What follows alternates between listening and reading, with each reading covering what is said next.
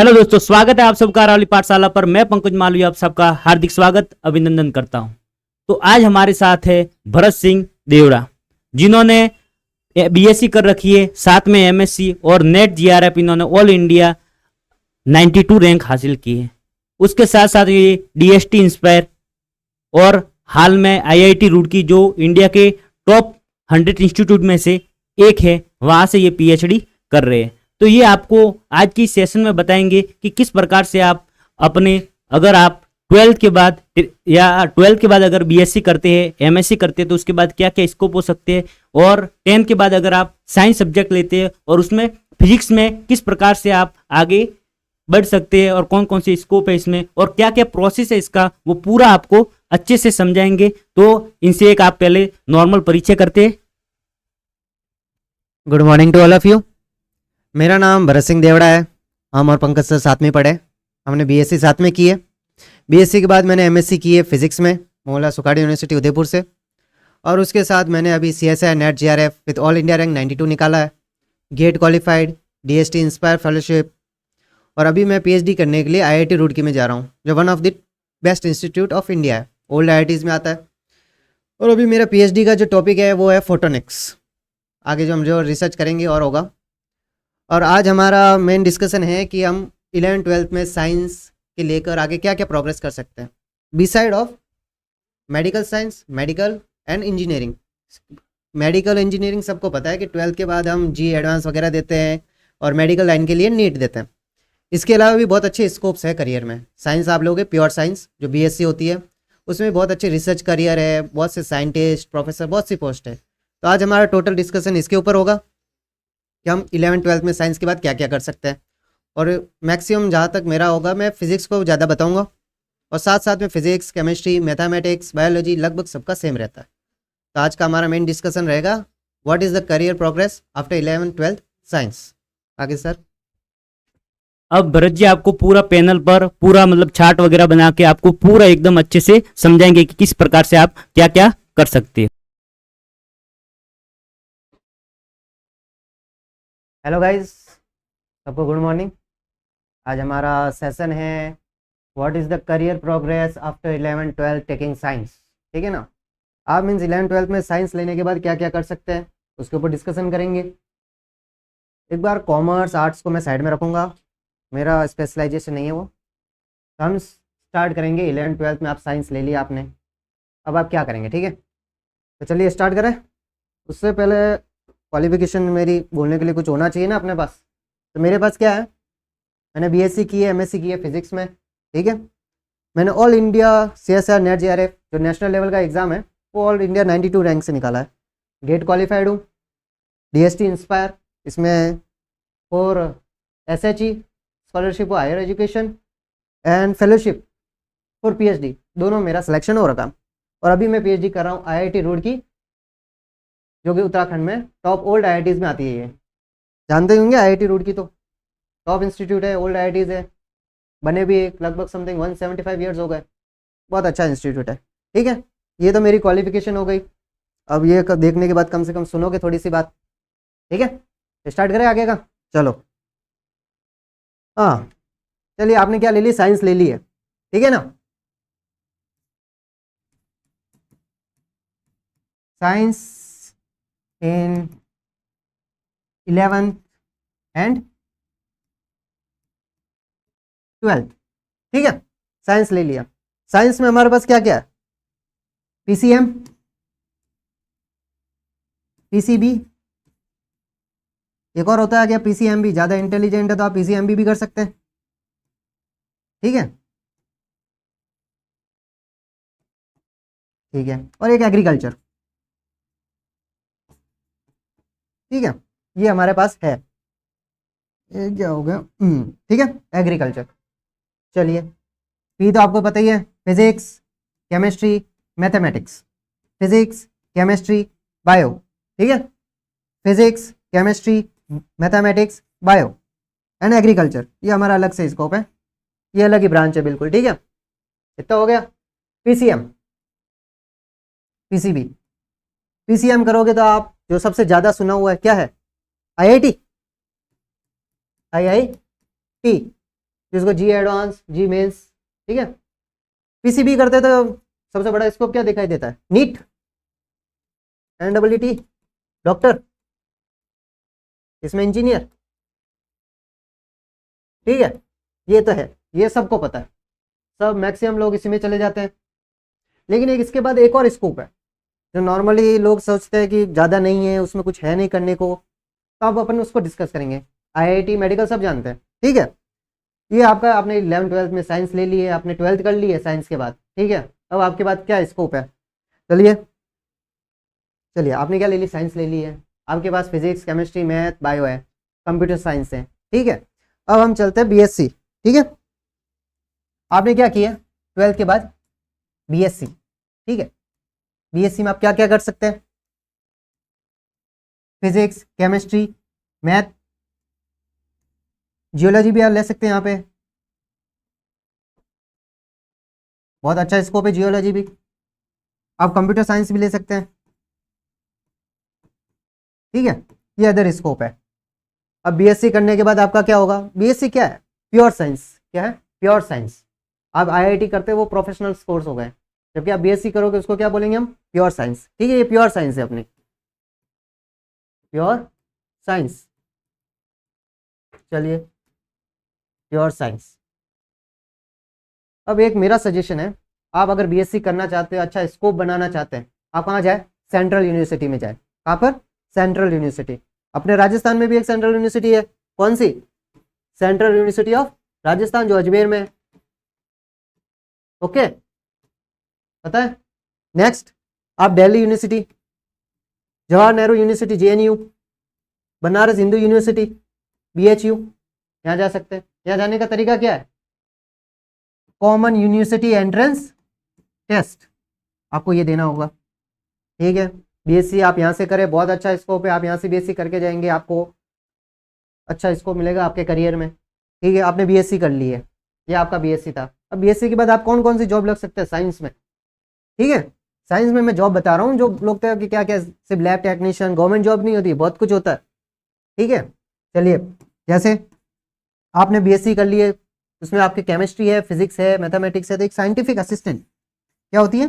Scientific assistant, बहुत अच्छी job है, अच्छा खासा सैलरी पैकेज भी ठीक है। कहाँ पे होती है ये?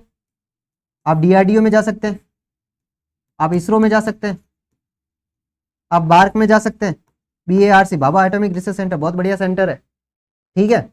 अदर भी बहुत, atomic energy, department of atomic energy में जा सकते हैं, और अदर स्कोप है। ये आप साइंटिफिक असिस्टेंट बन सकते हैं यहाँ पे, ठीक है। ये हो गया एक। अगर आपने क्या लिए? बीएससी लिए, ठीक है, तो क्या है? एयरपोर्ट अथॉरिटी ऑफ इंडिया, ये बीएससी वालों को लेता है, एग्जाम होता है। पैकेज कितने का होता है? 12 CTC, 12 लाख पर ईयर, बहुत अच्छा स्कोप है। बीएससी के बाद काम मिलता है, एक एग्जाम होता है बस, इसमें आप एयरपोर्ट अथॉरिटी ऑफ इंडिया में जा सकते हैं। अदर भी बहुत से स्कोप है। आप फर्दर हायर एजुकेशन में जा सकते हैं, हायर एजुकेशन, ठीक है। अब इसके बाद यहाँ तो हो गया, आपने बीएससी, आपने बीएससी कर ली। बीएससी के बाद आपको के पास क्या क्या करियर ऑप्शन है वो आपको पता चल गया है, आपने बीएससी का पूरा कर लिया है। अब बीएससी के बाद होता है कि अपन थोड़ा और आगे जाए, ठीक है, थोड़ा और आगे जाएंगे हम।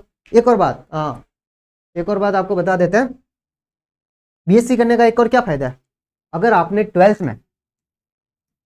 की बात कर रहा हूँ, ठीक है ना, specially 12th science,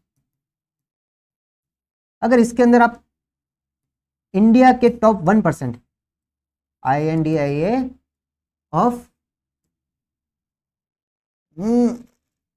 India's top 1%, अगर आप इंडिया के टॉप 1% में आते हैं, ठीक है, तो आपको एक स्कॉलरशिप मिलती है। क्या होती है? स्कॉलरशिप। कौन सी वाली? DST इंस्पायर, ठीक है, DST इंस्पायर, बहुत बढ़िया स्कॉलरशिप है ये, ठीक है। आपको लगभग एवरेज चाहिए, आपका टॉप 1% होता है। मेरे टाइम में 90% था, ठीक है, 90% कट ऑफ थी, तो जिसके 90% या उससे ऊपर है उन सबको क्या मिली? DST इंस्पायर, मुझे भी मिली हुई है। फिर कहाँ से कहाँ तक?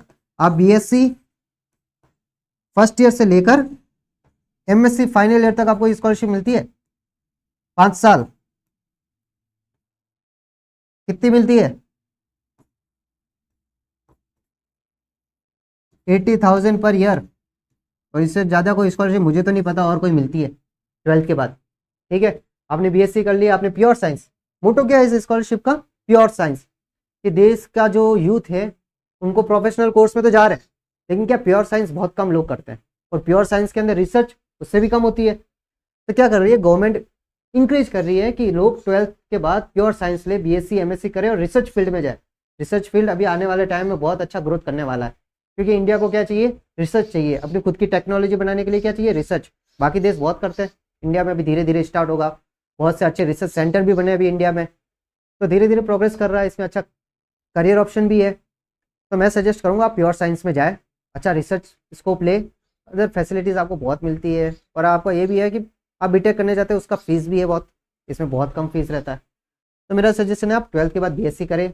अगर आपका ज़्यादा अच्छा है, आपका आईआईटी में जाने का है, तो आप आईआईटी में जाइए, लेकिन आपको बीएससी करनी है तो बीएससी करिए। ठीक है, ये यहाँ तक हो गया। आपने बीएससी हो गई आपके। बीएससी के बाद मैंने करियर ऑप्शन बता दिया। ठीक है, अब हम कहाँ जाते हैं? बीएससी के बाद क्या करेंगे आप? एमएससी करेंगे। ठीक है, एमएससी। बीएससी के बाद मैंने करियर जॉब, आपको लगे अब चलो हमारी बीएससी हो गई है, अब हमें क्या और नहीं करना, हमारा करियर सेट है, आप जॉब ले लीजिए बीएससी के बाद, कोई प्रॉब्लम नहीं है। लेकिन आपको क्या हायर एजुकेशन में जाना है, डिमांड है हायर एजुकेशन की। ठीक है, हायर एजुकेशन में बीएससी के बाद क्या है? Second option MSc, master of science. ठीक है, और वो फेलोशिप मैंने बताई थी इंस्पायर, 2 साल होती है अपनी, ये 2 ईयर का डिग्री कोर्स है ये। ठीक है, इसमें भी आपको वो मिलेंगे 80,000 पर ईयर। ठीक है, 80,000 पर ईयर कम अमाउंट नहीं है, बहुत अच्छा पढ़ने वाले लड़के के लिए बहुत है। महीने का 5,000 से ज़्यादा पढ़ रहा है, इनफ है। ठीक है, अब एमएससी करते हैं अपन। एमएससी चलिए आप कहाँ का एमएससी कर सकते हैं? फिजिक्स में करिए, केमिस्ट्री में करिए, मैथमेटिक्स में करिए। ठीक है, physics, chemistry, mathematics, bio, bio के अंदर भी लाइफ साइंस बोलते हैं जिसको, लाइफ साइंस के अंदर सब आ गया। ठीक है ना, बायो से रिलेटेड जो भी है ना वो सब आ गया। ठीक है, अपन कहाँ फोकस कर देते हैं? फिजिक्स पर। मेरा बैकग्राउंड फिजिक्स है, मैंने एमएससी फिजिक्स किया, तो मैं इसको ज़्यादा अच्छे से समझा पाऊंगा। ठीक है, चलिए एमएससी फिजिक्स आपने कहाँ कर दिया? एमएससी फिजिक्स कर दिया, एमएससी इन फिजिक्स। ये सेम केमिस्ट्री के लिए भी अप्लाई होगा, मैथमेटिक्स के लिए भी अप्लाई होगा। ठीक है, एमएससी फिजिक्स।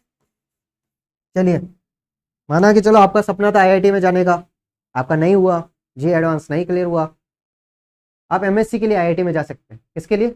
एमएससी के लिए। कैसे? एक एग्जाम होता है, आईआईटी करवाती है, आईआईटी जैम।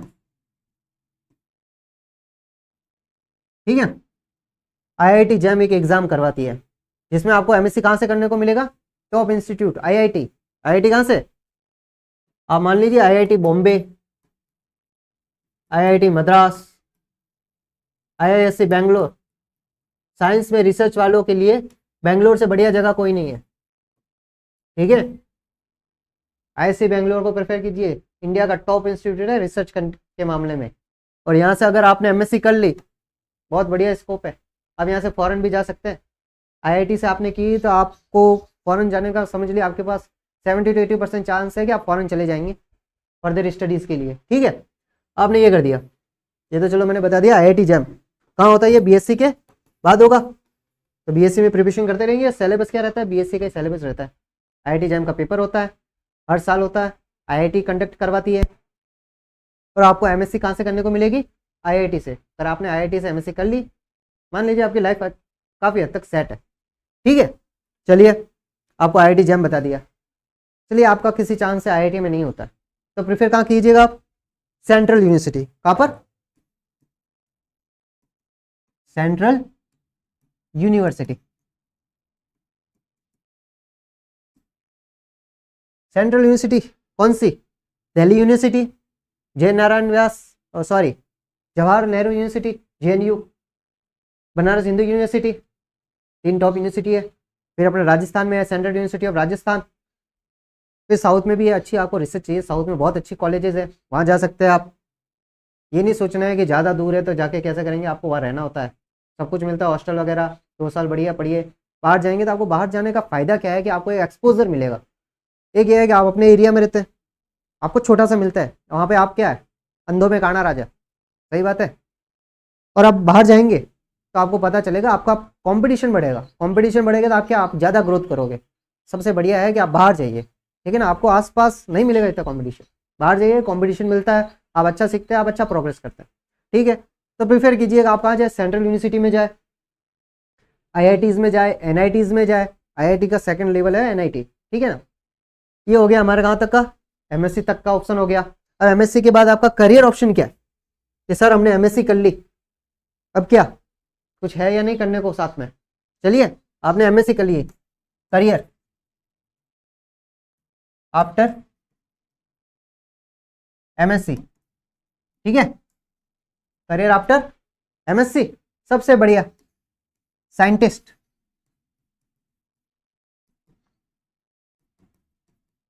ठीक है, सबसे बढ़िया क्या, साइंटिस्ट।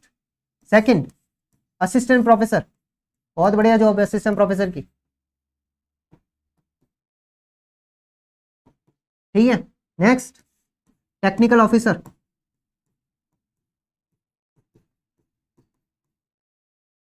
नेक्स्ट एक होती है इंटेलेक्चुअल प्रॉपर्टी आईपी, इसमें जा सकते हैं आप, आईपी ऑफिसर्स होते हैं, बहुत अच्छे बढ़िया जॉब होती है ये भी। फिर होती है हायर एजुकेशन,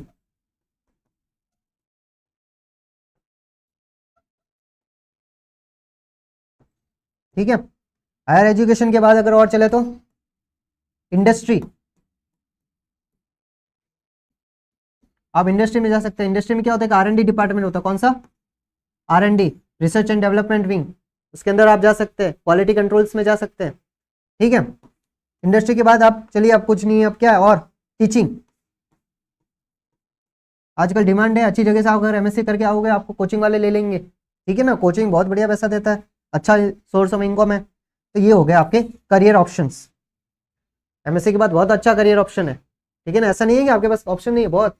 फिर नहीं है तो आपके पास क्या है, अच्छा नॉलेज होगा आपके पास, एमएससी आप सब्जेक्ट के क्या है, मास्टर है, कुछ ना कुछ अच्छा कर लेंगे, फिजिक्स मैथ्स बायो साइंस आपको बढ़िया कमा के देती है, बस आपको कमाना आना चाहिए, ठीक है ना। इंडियन क्या है फैक्टर, नाम और पैसा, नाम कमाना और क्या बनाना, पैसा। साइंस आपको नाम कमा के दे देती है और पैसा साथ में फ्री मिलता है, ठीक है। ये आ गया आपके करियर आफ्टर एमएससी। ये यहाँ तक हम क्या कर रहे हैं, प्योर साइंस, क्या कर रहे हैं, प्योर साइंस। इसको क्या बोलते हैं, हमने जो भी पढ़ा है ना, ये BSc MSc pure science,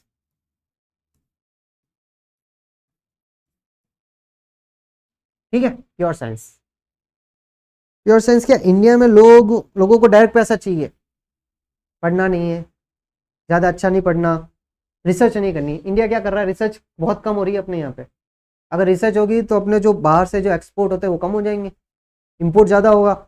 India import करेगा तो क्या होगा, इनकम होगी, ग्रोथ होगी, करियर डेवलपमेंट होगा, और अच्छा खासा स्कोप आ रहा है अभी। आर&डी डिपार्टमेंट जो बोलते हैं ना, आर&डी रिसर्च एंड डेवलपमेंट, गवर्नमेंट भी इसमें बहुत पैसा डाल रही है, स्टार्टअप कर रहे हैं लोग खुद का रिसर्च करके, तो इस पर डेवलपमेंट हो रहा है, पर तो बहुत अच्छा स्कोप है। तो आई प्रीफर कि आप प्योर साइंस में जाए और रिसर्च करें। अब इसके आगे भी आप एमएससी के आगे भी बहुत कुछ कर सकते हैं, ठीक है ना। ऐसा नहीं है कि कुछ नहीं है, एमएससी के आगे भी बहुत कुछ है। जैसे आपने एमएससी कर ली, ठीक है, क्या कर ली, एमएससी कर ली है, एमएससी आपको हो गया। अब आपको कि सर मेरे को तो और आगे पढ़ना है, आगे और अच्छा करना है और ज़्यादा नाम कमाना है, तो एमएससी के बाद क्या ऑप्शन है सबसे बढ़िया, पीएचडी, ठीक है ना। इज्जत बोलते हैं ना, इज्जत, जब आगे नाम के आगे डॉक्टर लगता है ना, डॉक्टर, जो भी आपका नाम है XYZ, ये इज्जत अपने आप आ जाती है, ठीक है ना। लोग पूछते हैं बिना डॉक्टर, डॉक्टर बोलना मतलब आपको उस सब्जेक्ट का सब कुछ आता है, आप उस सब्जेक्ट के बाप है, सही में आपका डॉक्टर लग गया, आपको इज्जत तो फ्री में मिलती है, ठीक है। नेक्स्ट, आप पीएचडी कर रहे हैं, पीएचडी का फुल फॉर्म क्या है, doctor of philosophy, doctor of philosophy, ठीक है। डॉक्टर ऑफ फिलोसफी मतलब आपको समझाना अच्छे से आता है, आप उस चीज में मतलब घुस चुके हो, पूरी रिसर्च कर चुके हो उस चीज के बारे में, ठीक है। पीएचडी, पीएचडी करने के लिए क्या होता है, एंट्री कैसे होती है पीएचडी में, पीएचडी में एंट्री के लिए सबसे इंपॉर्टेंट साइंस वालों के लिए CSIR,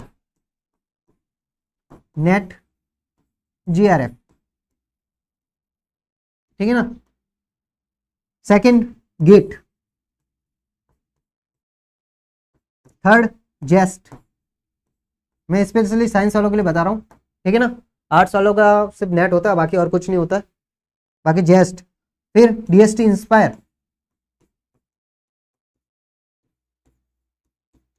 ये कुछ एंट्री है, इनके थ्रू आप पीएचडी के लिए जा सकते हैं, अच्छे इंस्टीट्यूट में अप्लाई कर सकते हैं। इनमें से अगर आपकी टॉप रैंक है, टॉप 100 रैंक, तो आपको बढ़िया IIT या रिसर्च इंस्टीट्यूट मिल जाएगा, ठीक है।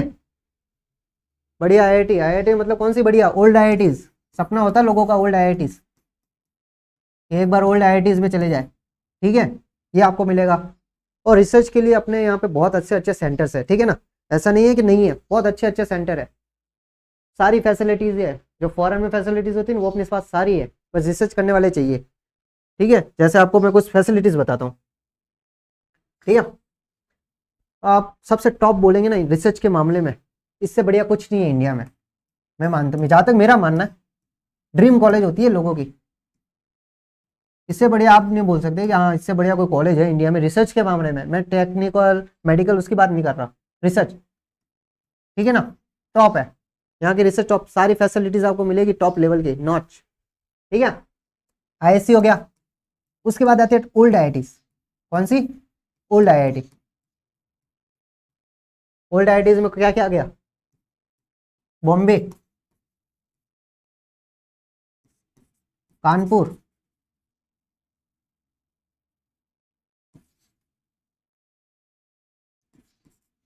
कानपुर,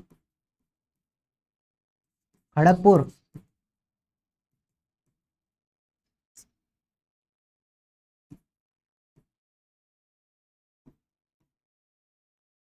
ठीक है, मद्रास, फिर और कौन कौन सा बचा? दिल्ली, फिर रुड़की, और कोई बचा क्या? 3 3 6 और 7 हो गई, ठीक है ना। ये अपनी क्या टॉप IITs है, इनमें एडमिशन मिलना मतलब बहुत बड़ी बात है, ठीक है ना, समझ लो। ये आपके टॉप ओल्ड IITs है। इनमें जाने का तरीका क्या है मैंने पहले बता चुका हूँ, या तो नेट GRF हो आपके पास, ठीक है, या फिर आपके पास गेट हो, या फिर आपके पास क्या हो, इंस्पायर हो। मतलब आपके पास एक खुद की फेलोशिप होनी चाहिए एंट्री के लिए, वरना इनके अलावा भी आपको इंस्टीट्यूट असिस्टेंटशिप मिल जाती है। वो आपका फर्दर टॉपिक ऑफ डिस्कशन है, उसको और कभी करेंगे, ज़्यादा हो जाएगा वो। अभी हम यहाँ तक ही चलते हैं। ये अपने मोड ऑफ एंट्रीज होती है, नेट GRF, गेट, इंस्पायर। इनका कभी टाइम मिला तो अलग से एक एक बनाएंगे, गेट क्या है, इंस्पायर क्या है, GRF क्या है, डिटेल्स अपन बाद में और डिस्कशन करते रहेंगे। लेकिन ये मोड ऑफ एंट्री है। नेट GRF थोड़ा बहुत सुना ही होगा आपने। असिस्टेंट प्रोफेसर अगर आपको बनना है तो आपको नेट चाहिए, अगर आपको PhD करनी है साथ में पैसे चाहिए।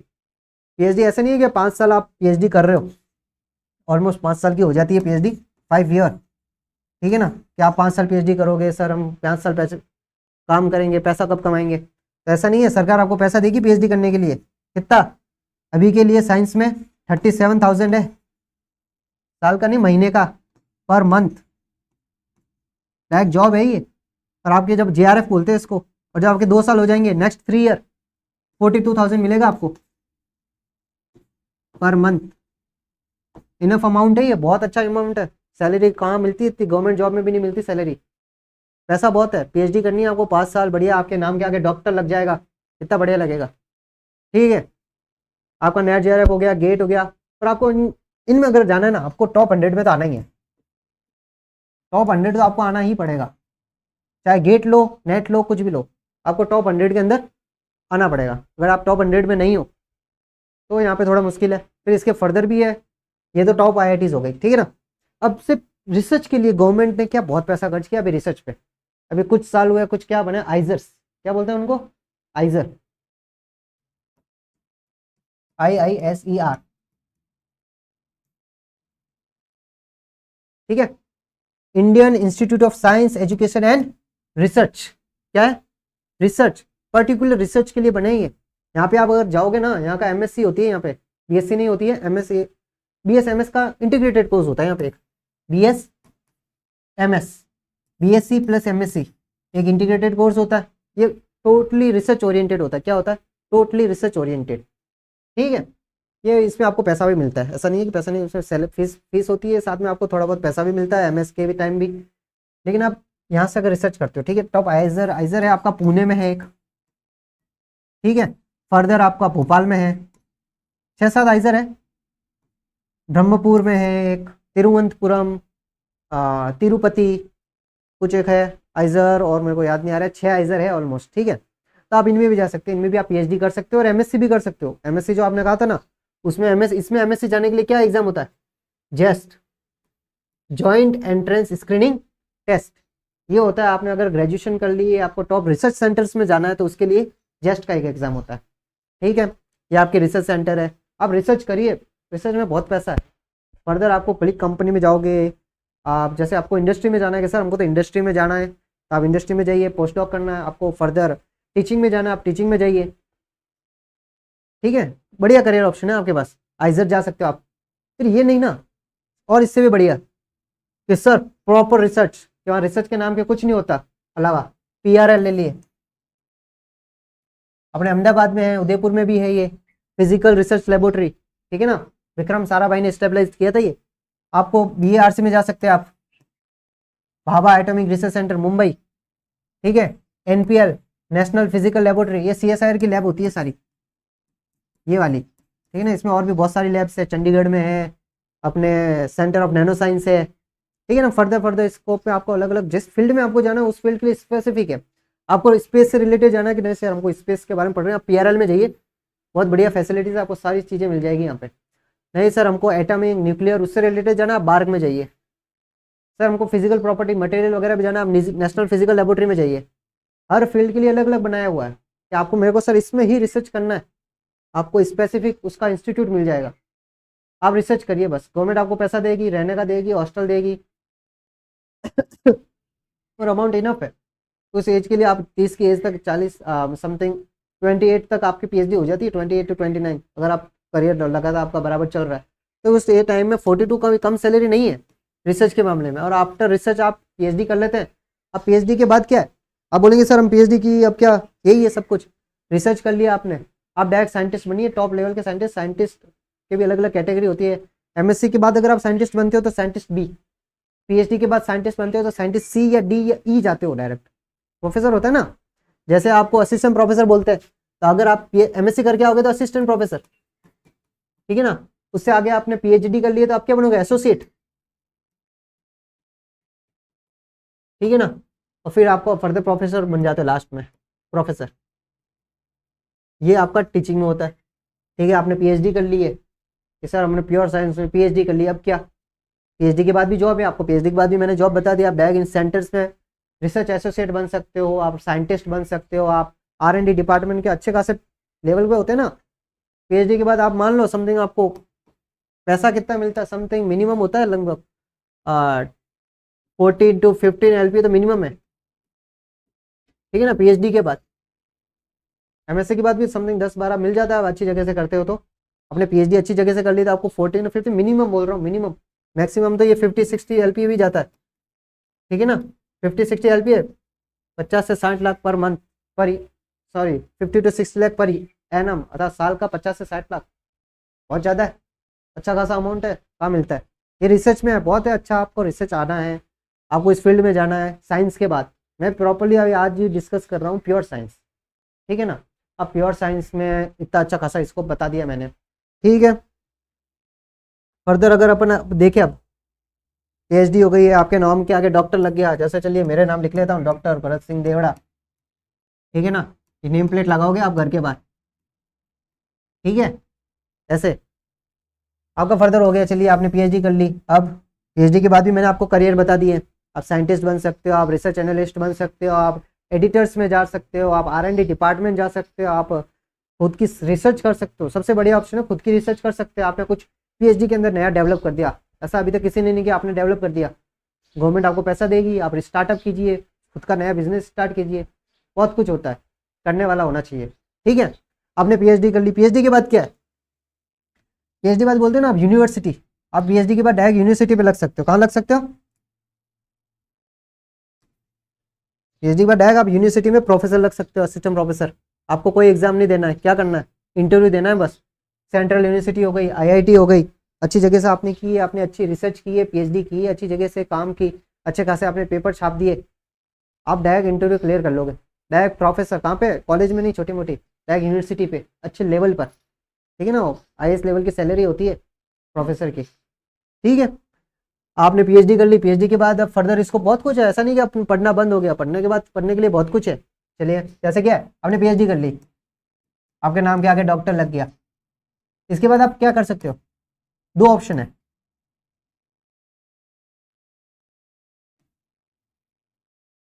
दो ऑप्शन क्या? एकेडमिक अर्थात शैक्षणिक, पढ़ाना वगैरह, ठीक है ना। फिर एक क्या? इंडस्ट्री।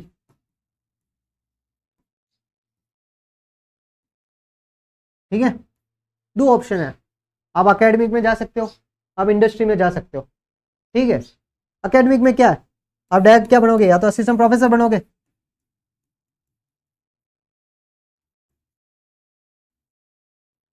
ठीक है। और अगर आप फर्दर आपको क्या, सर मेरे को फॉरेन जाना है, एक बार विदेश तो जाके आए, तो आप पोस्ट डॉक कर लो, बढ़िया पैसा देती है। कितना? समथिंग $50,000 तो मिनिमम है, समथिंग $50,000, रुपए की बात नहीं कर रहा हूँ मैं, $50,000 पर ईयर। कैलकुलेट कर लेना, इंटू 85 कर लो, कितना आ जाता है। ये आपको पोस्ट डॉक के अंदर मिलता है, फॉरेन में जाते हो आप, स्विट्जरलैंड में जाओगे तब तो ये लगभग 80 to 90,000 है। स्विट्जरलैंड में कितना है?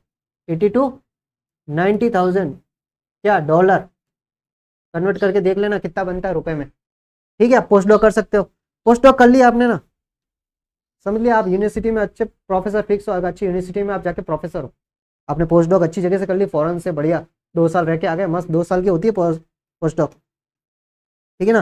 आपने बढ़िया पोस्ट डॉक कर ली अच्छी जगह से, समझिए। इंडिया में तो आप लगभग फिक्स हो गए कि आपके गवर्नमेंट चाहिए फाइनल, यहाँ पे तो मिल जाएगी, और आपने अच्छा खासा पैसा कमा लिया ऑलरेडी। कितना?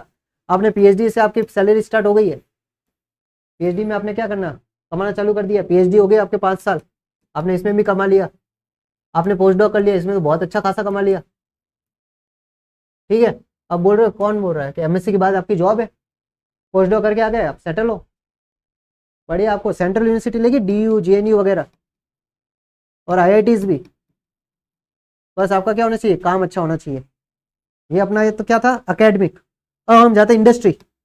इंडस्ट्री आपको डायरेक्ट उठाती है, आपने क्या काम किया।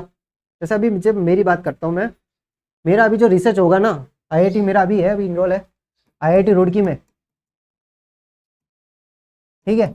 मेरा रिसर्च क्या होगा, एक सेकेंड नया पेज ले लेते हैं। हाँ, मेरा रिसर्च होगा फोटोनिक्स, ठीक है। मैं फोटोनिक्स पे काम करूंगा। तब मैंने फोटोनिक्स में ऐसा सेंसर या डिवाइस कुछ बना लिया जो बहुत अच्छा काम कर रहा है, ठीक है ना। जो अभी एग्जिस्टिंग टेक्नोलॉजी है, अभी जो टेक्नोलॉजी चल रही है, उससे बढ़कर मैंने कुछ कर लिया काम। मैंने कुछ ऐसा फोटो सेल बना दिया, सोलर सेल बना दिया। अभी सोलर सेल की जैसे मान लो कैपेसिटी अभी है 30% समथिंग है, कि वो 30% एनर्जी को इलेक्ट्रिसिटी में कन्वर्ट करता है। मैंने अच्छा कर दिया, मैंने बना दिया इसको, कुछ ऐसा डिवाइस बना दिया कि वो मेरा 50 to 60% जा रहा है। पेटेंट करवा दो इसको, इंडस्ट्री खरीदेगी, आपको इंडस्ट्री डायरेक्ट बुलाएगी, आप आ जाओ, अच्छा खासा जॉब मिल जाएगा, ठीक है। तो ये अपना क्या हो गया, पूरा हो गया।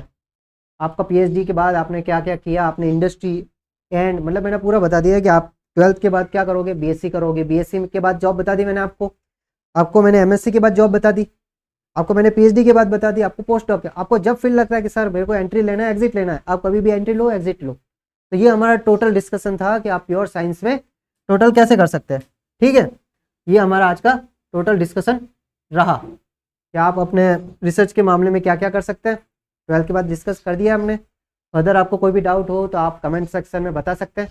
Okay, all the best, thank you, bye.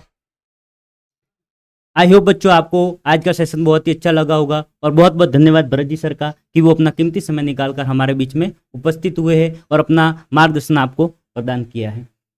और मैं आपको एक और खुशखबरी देना चाहूँगा कि जो आने वाला समय है उसमें हमारे भरत जी सर के फिजिक्स के जो 11-12 के लेक्चर है वो आपको अरावली पाठशाला पर ही उपलब्ध होंगे। इसलिए जल्दी से आप अरावली पाठशाला को सब्सक्राइब कीजिए और वीडियो को शेयर कर दीजिए। और आपके कोई भी डाउट वगैरह कुछ भी हो तो आप कमेंट सेक्शन में लिख सकते हैं। आगे की जानकारी आपको भरत जी सर देंगे। हेलो गाइस, आई होप कि आपको आज का लेक्चर अच्छा लगा हो। मैंने समझाने की पूरी कोशिश की है। अगर आपको और भी कोई डाउट हो तो आप कमेंट सेक्शन में अपना डाउट्स बता सकते हैं टेलीग्राम चैनल पर। मैं ट्राई करूंगा कि मैं आपके सारे डाउट्स क्लियर करूं। फर्दर ऐसे जैसे पंकज सर ने बताया है, हम आगे की 11th-12th की लेक्चर भी करेंगे। टाइम मिला तो जल्दी से जल्दी हमारे लेक्चर भी कंप्लीट हो जाएंगे और फर्दर अपन डाउट्स सेशन वगैरह भी रखेंगे। I hope we will see you soon. Thank you.